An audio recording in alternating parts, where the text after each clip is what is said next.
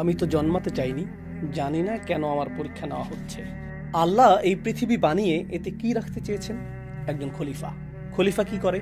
নিজের সিদ্ধান্ত নিজে নেয়। তারপর তিনি একটি পরীক্ষার কথা জানিয়েছিলেন, কিন্তু তোমাকে সঠিক সিদ্ধান্ত নেবার ইচ্ছা করতে হবে। যদিও তোমার ক্ষমতা ও সামর্থ্য আছে ভুল সিদ্ধান্ত নেবার, যদিও ভুল সিদ্ধান্তটি লোভনীয়, বারবার তোমাকে ডাকছে, তবুও তোমাকে সঠিক কাজ করতে হবে।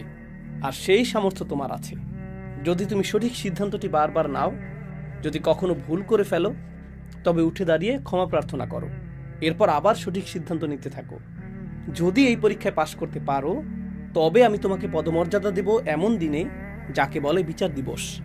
যদি তুমি সেটা পাশ করো, তবেই আমি তোমাকে জান্নাত দেব। আচ্ছা, এখন এই যে নিজের মতো পছন্দ করার ক্ষমতা, সিদ্ধান্ত নেবার ক্ষমতা, এটা হলো আল্লাহর বানানো সবচাইতে বড় পরীক্ষা। আর এই পরীক্ষাটা বিশাল দায়িত্ব, তাই না? কারণ তিনি আপনাদের পৃথিবীতে নিজে নিজে থাকার দায়ভার দিচ্ছেন। আরবিতে এটার মানে হলো আমানাহ। শব্দটি কি? আমানাহ।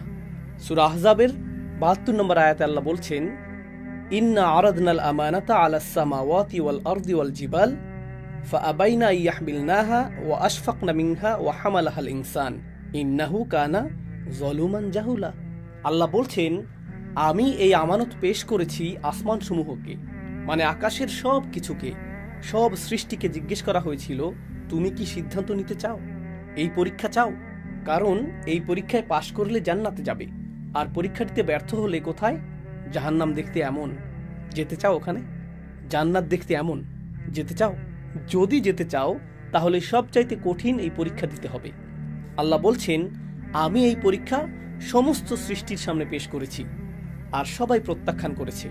সবাই বলেছে, ইয়া আল্লাহ, যেমন আছি ভালো আছি, দরকার নেই, মনে হয় না এই ঝুঁকি নিতে পারবো, খুব ঝুঁকিপূর্ণ।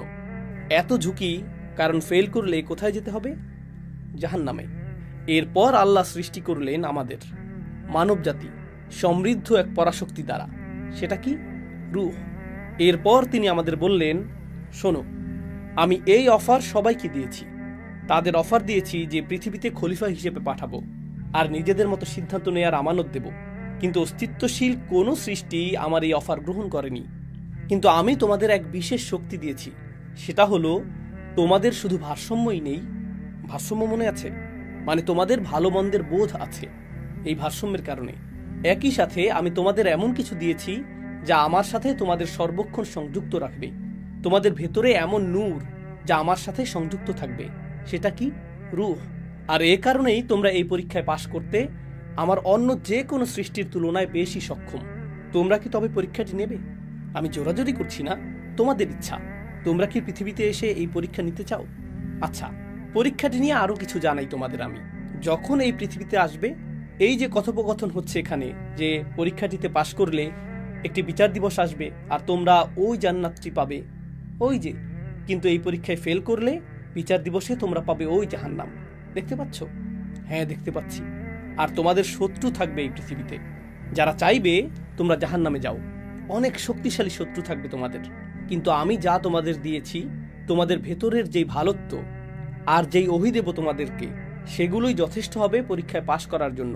তোমাদের মধ্যে সমস্ত গুণ, সমস্ত সক্ষমতা ও সামর্থ্য দেয়া আছে, যেগুলো পরীক্ষাটি পাশ করার জন্য প্রয়োজন। আমি গ্যারান্টি দিচ্ছি, তোমাদের সেই সামর্থ্য অবশ্যই আছে, কিন্তু সিদ্ধান্ত তোমাদের। প্রসঙ্গত আরেকটি কথা বলছি, কোনো কাজের সামর্থ্য থাকা মানেই কিন্তু কাজটি করে ফেলা নয়, তাই না? মেধাবী ছাত্র মানেই কি সে অনেক পড়াশোনা করে? না, বরং পড়াশোনা করার সিদ্ধান্তটা তাকে নিতে হয়, তাই না? আপনার সামর্থ্য আছে, তবে কাজটি করেননি।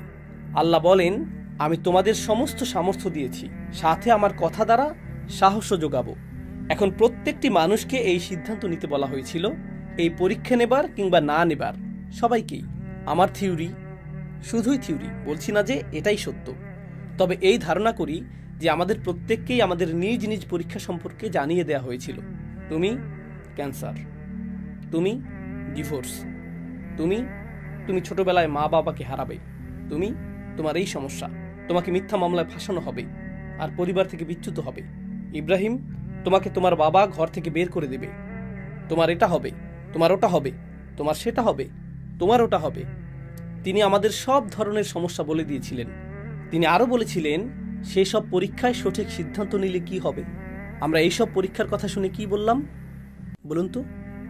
অবশ্যই পাশের জনকে ইশারা করে হয়তো বলেছি, দেখেছো জান্নাতটা আসলেই অসম্ভব সুন্দর।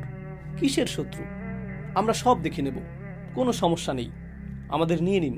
কোরআনে এসেছে ওয়াহামালাহাল ইনসান, মানুষ এই ভার বহন করতে তাড়াহুড়া করছিল, তিনি আমানত পেশ করলেন, আমরা নিয়ে নিলাম, আমরা সবাই গ্রহণ করলাম, সবাই নিজ ইচ্ছায়। কখনো শুনেছেন কাউকে বলতে, আমি তো জন্মাতে চাইনি, জানি না কেন আমার পরীক্ষা নেওয়া হচ্ছে? আরে আমি তো জান্নাত জাহান্নাম চাইনি। হ্যাঁ তুমি চেয়েছিলে, কোরআন অনুযায়ী তুমি চেয়েছিলে, আল্লাহ তোমাকে জিজ্ঞেস করেছিল এটা চাও। আমরা বলেছি হ্যাঁ আমরা আছি, অবশ্যই আছি, আল্লাহ তো আমাদের সামর্থ্য দিয়েছেনই, রূহ। সেখানে আপনি ছিলেন আর বলেছিলেন যেন উফ, জন্ম নিতে আর তর সইছে না, শুরু হয় না কেন?